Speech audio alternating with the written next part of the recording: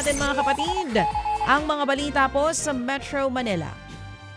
Arestadong isang notorious umanong kriminal at kanyang kasamahan sa Maynila. Naaktuhan pang nagdodroga ang mga suspect ng sumugod ang mga otoridad. Kinilalang pangunahing suspect na si alias Ismael.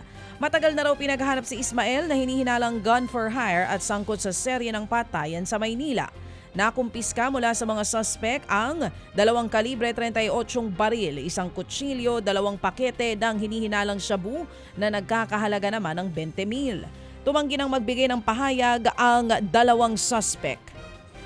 Sa iba pang mga balita, 3 naman ang patay ang 3 magkakapatid na natrapo sa nasusunog nilang bahay dyan sa Santa Mesa sa Maynila. Nasa edad 18, 9 at 6 ang mga biktima. Naku po.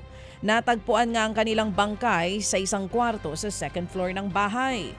Ayon po sa Manila Fire District, posibleng hindi na nakalabas ang mga biktima dahil sa suffocation. Hindi pa rin malinaw kung anong sanhi ng apoy at kung magkano ang kabuang halaga ng pinsala. Sugatan naman ang isang motorcycle taxi rider at ang kanyang pasahero matapos silang makabanggaan ng isang taxi sa Mandaluyong.